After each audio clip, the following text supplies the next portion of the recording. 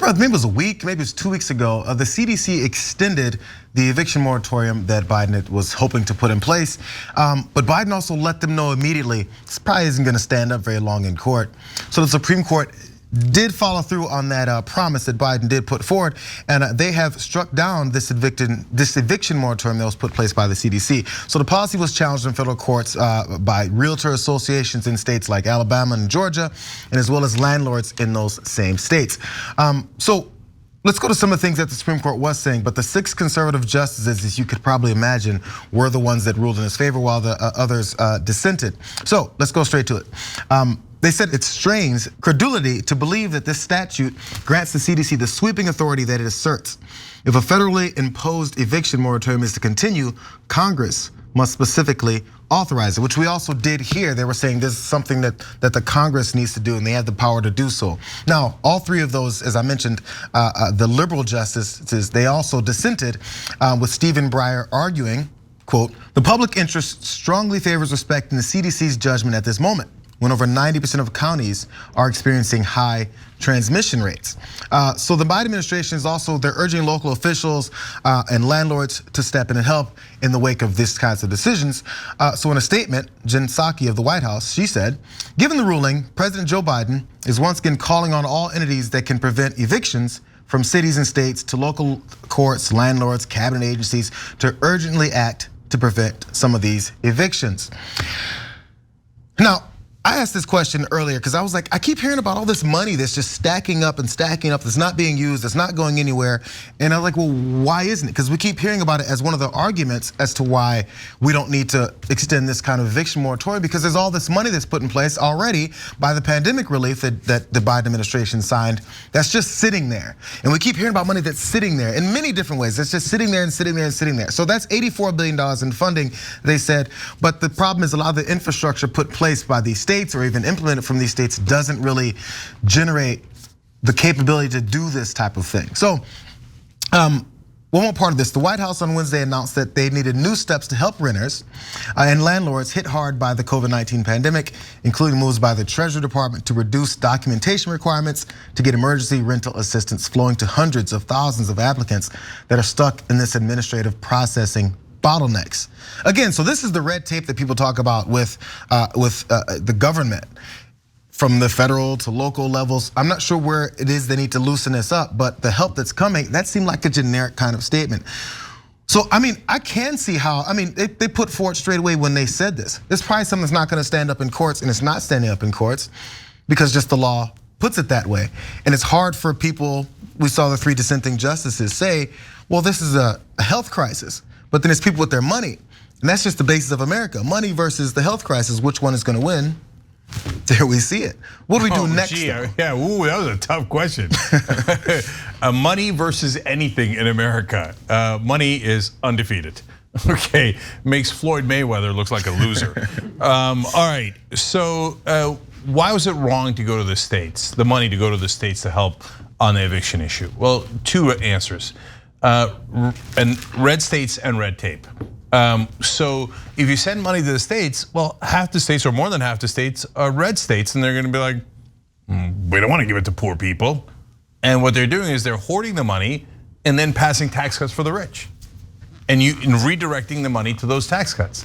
Then in the bill, they put in that you can't do that because they knew the Republicans were gonna take money that was supposed to help the poor and the middle class and redirect it to the rich. We all knew that ahead of time. That's why they put it in the bill. And the Biden administration is not enforcing it. So they're doing it all over the country. And so you vote for a Republican, your money is going to be taken out of your pocket and given to rich people. But go ahead, okay? But you'll be owning the libs. Republican donors will be owning your money, but you'll be owning the libs. And then there's the red tape issue. You gotta go through this entire long process. And they wrote the bill in a way that, I don't know if it was on purpose or if it was an accident, but that made it very difficult to go through those bureaucratic steps. Now the White House is now saying, we should make some of those easier. I know, but up and at them. People are getting kicked out now. And you know the 2 problems with that. One is it's cruel, but the other is that it's gonna make the COVID crisis worse. So that's why they passed the bill in the middle of COVID. That was the whole point. Remember, it was a COVID relief bill. And so does it look like COVID has gone away? The Delta variant is unreal. Now it's spreading like wildfire in the schools. And so it's a terrible idea in every way. But I wanted to point out something else.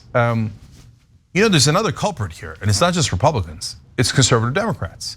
Remember, the Supreme Court said, no, the executive branch can't do this, which Biden was like, yes. I mean, oh golly gee, that's so tough. Because remember, he served it up on a silver platter. Because right before he continued the moratorium, he's like, now remember, we cannot find any legal reason to do this. Real estate donors, Supreme Court. And the Supreme Court immediately was like, yes, we agree with the real estate donors. There's no legal reason to do it. But Biden was sore. So all of this, like we're always gonna push in this direction because money always wins, right? But meanwhile, the House could pass extending the moratorium because Supreme Court said executive branch can't do it, Congress has got to do it. Sure, it'll be tough in the Senate, but right now they can't even pass it in the House. You don't need Republican votes in the House. It's conservative Democrats that are blocking it. In fact, I want to give you a tweet here, which is brave, and I want to celebrate it. Cori Bush, of course, who fought heroically on this issue, said this, just wondering, are some of the Democrats who attempted to sink the Biden agenda this week part of the same group blocking legislation to extend the eviction moratorium? The people deserve to know where their representatives stand. That's Cori Bush, a Democrat, calling out other Democrats. Until Just Democrats started winning, that never happened in Washington. Yeah. And she's absolutely right. If there were any real journalists in the country right now, they'd be talking about, wait, why are the Democrats not extending the eviction moratorium? But they're gonna get away with it if there's no pressure on them. All right, Ben. Yeah, and I think there's another question that people need to ask too, and it goes right back to the conservative Democrats, right? Because why is it that tenants have to be the ones that are applying for the benefits? That doesn't make any sense. There's way more tenants than there are landlords. And if you put this requirement on landlords and you say, you show us that so many tenants in your building can't pay for their rent, then we'll give it to you, because that's where the money's gonna go anyway. But these conservative Democrats are so obsessed with this means testing. They're so obsessed with the idea that no, if we are gonna make sure that people aren't homeless, we have to make them go through like this bureaucratic nonsense.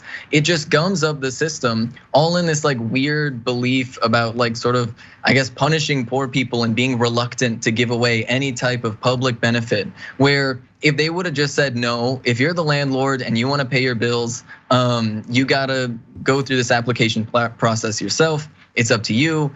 You're a landlord. You probably have a lawyer if you're one of the really, really big landlords, or like BlackRock that's buying up all of this property and stuff like that. Like they have more infrastructure to deal with this bureaucracy in the first place. And then they could have even had like a safety feature built into the bill where if the Supreme Court shot down the CDC moratorium, you could say, okay, well, if you want any of this money, if you want any of this, emergency funding, then you have to follow the eviction moratorium, and then you have basically an evasion of the Supreme Court saying no, an across the board mandate doesn't work. Well, then you could just say, okay, well, it's optional, but if they want any of this bonus stimulus money, then they're gonna have to go through this route, and they're gonna have to, apply for the benefits and follow the moratorium. And so that's really, I think, the super important question that we should be asking, because how many landlords are there compared to how many tenants? And that's, I think, an important question that I don't think anybody's really asking. This is the thing, I'm sorry. This is the thing. Ben, those points about the way to actually get that money distributed and how it could be easier, maybe going through the landlords or even like the Renters Association. Okay, what was it, a week? Again, I point out a week or two ago when this whole extension happened, and they said the Supreme Court might shoot it down, and how quickly that happened, and how they filed this lawsuit and they got it to the Supreme Court, and the Supreme Court made a decision. They moved, and they moved quickly. Now, if it's put on them to do it, they might move quickly again and we might get somewhere. But the point of coming up with ideas like what you just came up with will be based in helping people. And if your objective is to help people, you'll come up with ideas to help people. If your objective is not to help people, you won't come up with ideas to help people. It's very easy, because your mindset is on, man, there's all these people getting evicted. They have children. Some people getting kicked out and then getting their kids taken away from them because they don't have a place to stay. It's all a domino effect. And if you actually cared about the people that you're saying that are being affected by this, you'll come up with solutions that are directed to them. And it won't mean that they're the ones doing all of it. It just means that they've been protected because they're American citizens. Yeah, look, another great point by Ben Carollo. It's almost like he's got a galaxy brain. Okay, so, and this is an important thing, guys. So small landlords versus big landlords. Small landlords would love it if you directed the money towards them. If you said, hey, you go apply, and then that way all the folks who owe you money, you'll get that money. Why wouldn't they love that, right? Now, wait a minute, why wouldn't the big landlords love that too? No, because they want to get those guys out and bring in tenants that pay more. So they do that on an industrial scale. Whereas the small landlords oftentimes have connections to the people that are in their buildings and are just looking to get by. So this was designed to help the giant real estate companies that are now often owned by private equity companies who are huge donors to corporate Republicans and corporate Democrats. And so that's how this game is played. And Jayar, you're right, little Mac McGee in our member section made the same point about, man, that was lightning quick Supreme Court decision. Right. Like forever, they usually take forever and they're like, oh wait, we can screw people over and help the richest people in the country? We're on this, get out of the way, get out the way, yo, get out the way. And perpendicular time, I love our members. By the way, Ben was a member, he won Twitch Pitch, and now he's a TYT host. That's how we roll, okay? Perpendicular time wrote in, evict the Supreme Court. There you go. Surprisingly enough, they're not going to be in favor of that. Thanks for watching The Young Turks, really appreciate it. Another way to show support is through YouTube memberships. You'll get to interact with us more. There's live chat emojis, badges. You've got emojis of me, Anna, John, Jayar. So those are super fun. But you also get playback of our exclusive member-only shows and specials right after they air. So all of that, all you gotta do is click that join button right underneath the video. Thank you.